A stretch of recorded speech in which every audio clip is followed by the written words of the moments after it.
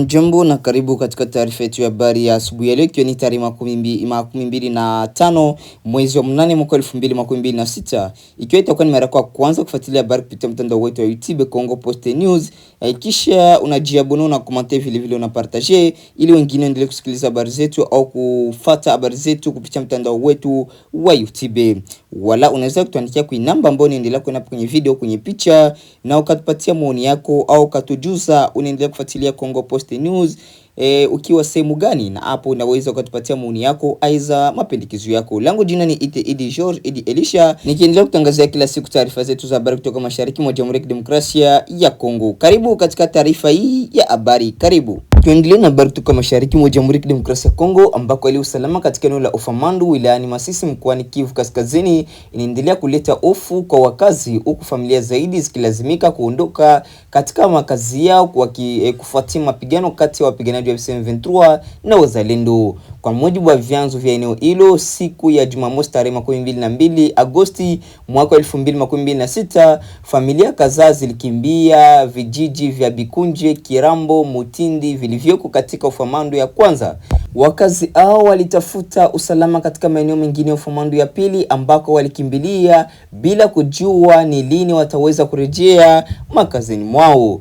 Taarifa zinaeleza kwamba familia zilizokimbia Bikunje, Kirambo na Mutindi zinaendelea kuelekea maeneo ya Kiterema, Biolo na Mbeshembeshe na Mangera yaliyoko katika Ofamandu ya pili. Hii inaonyesha kwamba mapigano hayajaathiri tu watu walio katika maeneo ya moja kwa moja mapigano, bali pia yanasababisha mnyororo wa maji wa wananchi kutoka kijiji kimoja kwenda kingine. Kwa familia zinazokimbia, changamoto kubwa kwa ni kupata chakula, maji, malazi, huduma za msingi, hasa pale ambapo watu wengi wanakusanyika katika maeneo ambayo hayakuwa na yameandaliwa kupokea idadi ya watu au idadi kubwa ya watu. Kukimbia kwa wananchi kuna husishwa na mapigano kati ya M23 na wazalendo katika maeneo ya Masisi. Masisi ni miongoni mwa maeneo ambayo yameendelea kukabiliwa na mabadiliko ya usalama kutokana na mapigano na harakati za makundi yenye silaha. Katika mazingira kama haya, hata wakati mapigano yanapokuwa mbali na kituo fulani cha wakazi, hofu ya mashambulizi inaweza kuwafanya wananchi kuondoka mapema kwa ajili ya kutafuta usalama. Kwa hiyo wamaji unaoripotiwa katika eneo la Bikunje, Kirambo na Mutindi unaonyesha ukubwa wa hatari ya mapigano kwa raia. Jambo la kuzingatia katika tukio hili ni kwamba madhara vita hayaishi kwenye mapigano yenyewe. Kila mapigano yanapozuka, wananchi wanaweza kupoteza makazi yao, nyumba, mashamba, biashara na uwezo wa kuendelea na maisha yao ya kawaida. Kwa wakazi wa maeneo ya vijiji kama vile Ofamandu, kuondoka nyumbani kunaweza pia kumaanisha kuacha nyuma vyanzo vyao vya chakula na kipato.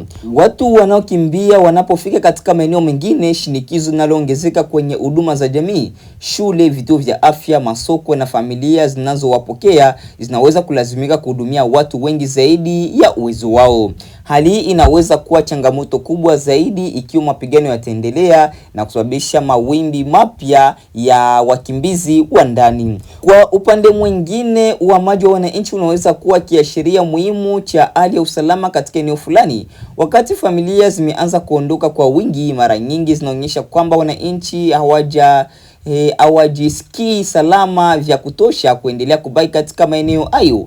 Kinachotia wasiwasi zaidi ni katika tukio hili ni hatima ya familia zinazokimbia au zilizokimbia. Kwa sasa taarifa zilizopo zinaeleza maeneo waliokwenda, lakini hazijaeleza kwa kina hali ya maisha wanayokutana nayo huko walipokwenda. Wananchi waliokimbia wanahitaji mazingira salama na upatikanaji wa mahitaji muhimu wakati wakisubiri hali ya usalama irejee katika maeneo yao.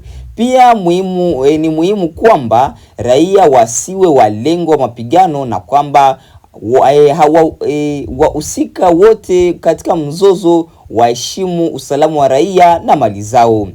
Kukimbia kwa familia kutoka Bikunje, Kirambo na Mutindi tarehe 22 mwezi wa 8 mwaka 2026 ni tukio jingine linaloonyesha gharama kubwa ya mapigano inayoendelea katika eneo la Masisi. Familia hizo zimekimbilia Kiterema, Biolo, Mbeshe na Mangere katika ufamandu ya pili wakitafuta usalama baada ya mapigano kati ya M23 na wazalendo. Kwa sasa jambo la msingi ni kufuatilia hali ya usalama katika eneo la ufamandu na maeneo ya jirani, pamoja na kuhakikisha kwamba familia zilizokimbia zinapata ulinzi na msaada wa kibinadamu. Maendeleo haya yanaonyesha pia umuhimu wa juhudi za kutafuta suluhisho la kisiasa na usalama, kwa sababu bila utulivu wa kudumu wananchi wa Masisi wataendelea kubeba mzigo mkubwa wa mzozo kupitia uhamaji, kukosa huduma na kuvurugika kwa maisha yao ya kila siku. Tuendelee na habari kutoka mashariki mwa Jamhuri ya Kidemokrasia ya Kongo, ambako hali ya usalama katika mji wa Uvira mkoani Kivu Kusini inaendelea kuwa tulivu licha ya taarifa za uvumi unaosambazwa kwenye mitandao ya kijamii kuhusu madai ya kuondoka kwa wanajeshi wa Jamhuri ya Kidemokrasia ya Kongo FARDC katika maeneo ya mstari mbele. Taarifa hizo zimeibua hofu miongoni mwa wakazi, lakini mamlaka za usalama zinasema hali iko chini ya udhibiti na kuwataka wananchi kutokuwa na hofu. Kwa mujibu wa taarifa iliyotolewa Jumapili tarehe 23 mwezi wa 8 mwaka 2026, wapiganaji wa M23 wanaoungwa mkono na nchi ya Rwanda walifanya mashambulizi dhidi ya nafasi 3 za FARDC katika maeneo ya Malimba kwenye nyanda za kati za Uvira na ndani ya groupmenti ya Bijombo. Mashambulizi hayo yalitokea katika kipindi ambacho hali ya usalama katika eneo la nyanda za juu za Uvira imekuwa mbaya kutokana na mapigano kati ya vikosi vya serikali na makundi yenye silaha. Hata hivyo, baada ya mashambulizi hayo wapiganaji wa M23 waliondoka katika eneo hilo na baadaye wakati wa usiku ndipo walipoondoka.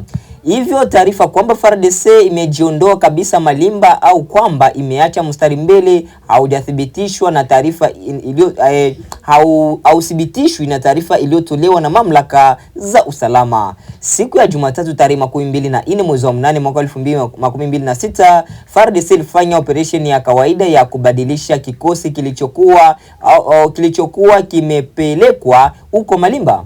Kikosi kipya kilitumwa ili kuchukua nafasi ya askari waliokuwa wamemaliza muda wao wa deployment katika eneo hilo na kuhakikisha kwamba Malimba inaendelea kushikiliwa na vikosi vya serikali. Ni katika kipindi hichi cha mabadiliko ya uwekaji wa kikosi ndipo milio ya risasi ilisikika kwa muda. Kwa mujibu wa taarifa hiyo, milio hiyo haikudumu kwa muda mrefu na ilitokana na baadhi ya wanajeshi ambao hawakuwa chini ya udhibiti wa moja kwa moja wakati wa harakati hizo za kijeshi. Hii ndiyo hali ambayo kwa mujibu wa taarifa ilizua tafsiri mbalimbali kwenye mitandao ya kijamii, baadhi ya watu wakidai kwamba kulikuwa na mapigano makubwa au kwamba FARDC ilikuwa imeanza kuondoka katika mstari mbele. Jambo muhimu katika tukio hili ni kutofautisha kati ya mabadiliko ya kikosi na kujiondoa kwa kijeshi. Katika operation za kijeshi, kubadilisha kikosi kinachoshikilia eneo fulani ni jambo linaloweza kufanyika kwa sababu mbalimbali, ikiwemo kupumzisha askari, kuimarisha ulinzi au kuleta kikosi kipya kwenye uwezo unaohitajika katika eneo husika. Kwa hiyo harakati za wanajeshi zinapoonekana na wananchi bila maelezo rasmi zinaweza kulazimisha uvumi kwamba wanajeshi waliondoka au wamepoteza eneo.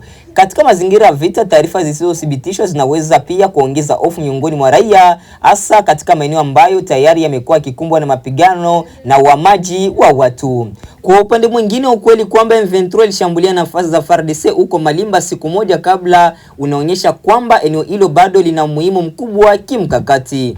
Nyanda za juu za Uvira ni eneo nyeti kwa sababu nafasi yake ya kijiografia na ukaribu wake wa maeneo mengine ya mzozo. Ndio maana maendeleo yoyote ya kijeshi huko Malimba yanaweza kuwa na hatari kwa usalama wa Uvira na maeneo yanayoizunguka. Mamlaka za usalama zimewahakikishia wananchi kwamba hali katika mji wa Uvira na maeneo yanayodhibitiwa na FARDC pamoja na wazalendo bado iko chini ya udhibiti. Wananchi wametakiwa kutosambaza taarifa ambazo hazijathibitishwa na vyombo rasmi, hasa katika kipindi hiki ambacho taarifa za kijeshi zinaweza kusababisha hofu kubwa. Kwa wakazi wa Uvira, ujumbe wa mamlaka ni wazi: hakuna sababu ya kuingiwa na hofu kutokana na taarifa zinazodai kwamba FARDC imejiondoa kwenye mstari mbele. Kinachoelezwa kuwa kimetokea ni mabadiliko ya kikosi, huku kikosi kingine kikipelekwa Malimba kuendelea na majukumu yao ya ulinzi. Kwa sasa hali ya usalama Uvira imeripotiwa kuwa tulivu licha ya mvutano unaoendelea katika maeneo ya nyanda za juu huko. Mashambulizi ya M23 dhidi ya nafasi za FARDC huko Malimba tarehe 23 mwezi wa 8 mwaka 2026 yanaonyesha kwamba tishio la kiusalama bado lipo, lakini taarifa za mamlaka zinaonyesha kuwa tukio la tarehe 24 mwezi wa 8 mwaka 2026, yani siku ya jana, alimaanishi kuondoka kwa FARDC katika eneo hilo. Wananchi wanashauriwa kuwa watulivu, kufuatilia taarifa kutoka kwa vyanzo vya kuaminika na kuepuka kusambaza uvumi. Kwa hiyo wakati hali ya Uvira ikiendelea kufuatiliwa kwa karibu, jambo la msingi kwa sasa ni kuhakikisha usalama wa raia na kupata taarifa sahihi kuhusu mabadiliko yoyote yatakayotokea huko kwenye mstari mbele. Tuendelee na habari za siasa kuhusu vita vinavyoendelea mashariki mwa Jamhuri ya Kidemokrasia ya Kongo, ambako mchakato wa mazungumzo ya amani kati ya serikali ya Jamhuri ya Kidemokrasia ya Kongo DRC na muungano wa M23 umeingia katika hatua mpya baada ya wakilishi wa pande hizo mbili kukubaliana kuhusu mpango mpya wa utekelezaji unaolenga kuharakisha ahadi zilizowekwa na kusogeza mbele mazungumzo kuelekea makubaliano ya amani ya kina. Mazungumzo hayo yalifanyika nchini Uswisi kuanzia tarehe 17 hadi tarehe 21 mwezi huu wa 8 mwaka 2026, ambako wajumbe kutoka pande zote zinazohusika walikutana kwa siku 5 kufanya tathmini halisi ya mchakato amani na kujadili changamoto ambazo bado zinazuia utekelezaji kamili wa makubaliano yaliyofanyika awali. Kwa mujibu wa taarifa ya pamoja iliyotolewa Jumamosi tarehe 22 mwezi wa 8 mwaka huu wa 2026, mkutano huo umezaa kile kinachoelezwa kuwa ni ramani mpya ya utekelezaji ambayo inalenga kuongeza kasi ya mchakato wa Doha na kuweka msingi wa kufikia makubaliano ya mwisho ya amani. Mkutano huo au kuhusisha serikali ya Jamhuri ya Kidemokrasia ya Kongo na M23 pekee, bali pia ulihusisha Qatar, Marekani, Togo kwa nafasi yake ya mpatanishi wa Umoja wa Afrika, Tume ya Umoja wa Afrika pamoja na Uswisi. Ushiriki wa wadau hao unaonyesha kwamba mzozo wa mashariki mwa Jamhuri ya Kidemokrasia ya Kongo hauonekani tena kama swala linaloweza kutatuliwa na pande mbili pekee. Jumuiya ya kimataifa na taasisi za kikanda zinaendelea kushiriki katika kujaribu kuhakikisha kwamba mazungumzo yanaendelea na kwamba makubaliano yanayofikiwa yanaweza kutekelezwa kwa vitendo. Katika mkutano huo, wajumbe walitathmini maendeleo yaliyopatikana tangu kusainiwa kwa makubaliano ya mfumo wa Doha tarehe 15 mwezi wa 11 mwaka 2025. Makubaliano hayo yaliweka msingi wa mchakato wa kisiasa unaolenga kumaliza mzozo na kuweka mazingira ya amani kati ya Jamhuri ya Kidemokrasia ya Kongo. Lakini pamoja na maendeleo yaliyopatikana, wajumbe pia walikiri kwamba bado kuna matatizo yanayochelewesha utekelezaji wa makubaliano hayo. Hapo ndipo changamoto kubwa ya mchakato wa Doha ilipo. Kufikia makubaliano kwenye meza ya mazungumzo ni hatua moja, lakini kuhakikisha makubaliano hayo yanatekelezwa katika maeneo ambayo mapigano bado yanaendelea ni jambo lingine. Kwa upande mmoja, kuna juhudi za kidiplomasia zinazolenga kusitisha mapigano na kujenga mazingira ya amani. Kwa upande mwingine, hali ya usalama katika baadhi ya maeneo ya mashariki mwa Jamhuri ya Kidemokrasia ya Kongo bado ni tete na mbaya zaidi, huku kukiwa na taarifa za mapigano na mvutano kati ya makundi yenye silaha na jeshi la taifa pamoja na washirika wake. Hali hii inaweza kufanya utekelezaji wa makubaliano kuwa vigumu zaidi. Ndio maana ramani mpya ya utekelezaji yaliyokubaliwa nchini Uswisi inaweza kuwa muhimu. Ikiwa itatekelezwa kwa ufanisi, inaweza kusaidia kuweka hatua zinazopaswa kuchukuliwa na kila upande, muda wa utekelezaji na namna kufuatilia kama ahadi zilizotolewa zinaheshimiwa. Jambo lingine muhimu ni usimamizi wa usitishaji wa mapigano. Mfumo wa kufuatilia ukiukwaji wa mapatano ni muhimu kwa sababu bila bila taarifa zinazoaminika kuhusu kile kinachotokea kwenye uwanja wa vita, inaweza kuwa vigumu kujenga amani kati ya pande zinazopigana. Kwa hiyo mchakato wa sasa unaonekana kuingia kati awamu ambayo haitapimwa tena kwa idadi ya mikutano iliyofanyika, bali kwa matokeo yanaonekana kwa watu walioathiriwa na vita. Kwa raia wa mashariki mwa Jamhuri ya Kidemokrasia ya Kongo, matarajio makubwa ni kuona mazungumzo yakigeuka kuwa utulivu wa ukweli. Wananchi wanaoama kutokana na mapigano, familia zinazotenganishwa na vita na jamii ambazo zimeishi kwa muda mrefu katika mazingira ya hofu zinahitaji zaidi taarifa za kisiasa kuhusu makubaliano. Wanahitaji usalama, uhuru wa kusafiri, lakini pia kurejea katika maeneo yao ya kawaida, yani maeneo yao ambako walikuwa wakiishi hapo zamani. Kwa upande wa diplomasia, ushiriki wa Qatar, Marekani, Umoja wa Afrika na Uswisi unaweza kusaidia kuongeza shinikizo la kisiasa kwa pande husika kuheshimu ahadi zao, lakini mafanikio ya mwisho yatategemea utayari ya wahusika wote kutekeleza makubaliano kwa vitendo. Kwa kifupi, mkutano wa Uswisi wa tarehe 17 tarehe 21, yani tarehe 17 hadi tarehe 21 mwezi huu wa 8 umefungua ukurasa mpya katika mchakato wa Doha. Serikali ya Jamhuri ya Kidemokrasia ya Kongo na M23 wamekubaliana kuhusu ramani mpya inayolenga kurahisisha utekelezaji wa ahadi zao na kusogeza mbele mazungumzo kuelekea makubaliano ya amani ya kina. Lakini pamoja na hatua hiyo, changamoto bado ni kubwa. Kinachofuata sasa ni kuona kama ramani hiyo mpya itaweza kuvuka kutoka kwenye karatasi na kuonekana katika eneo la mashariki mwa Jamhuri ya Kidemokrasia ya Kongo au uko kwenye uwanja wa vita. Kwa hiyo hatua inayofuata ndio muhimu zaidi. Utekelezaji, ikiwa ahadi zitaheshimiwa na usitishaji wa mapigano utasimamiwa kwa ufanisi, mchakato wa Doha unaweza kuwa hatua muhimu kuelekea kumaliza mzozo. Lakini ikiwa mapigano yataendelea na makubaliano yasitekelezwe, imani katika mchakato huo inaweza kuzoofika zaidi. Macho sasa yanaelekezwa kwenye hatua zitakazochukuliwa baada ya mkutano huu, na kama ramani mpya ya Doha itaweza kuleta mabadiliko yanayoonekana katika eneo la mashariki mwa Jamhuri ya Kidemokrasia ya Kongo. Na ni hapo ndipo tunapohitimisha matangazo yetu ya habari ya asubuhi ya leo, ni tarehe 25 mwezi wa 8 mwaka 2026.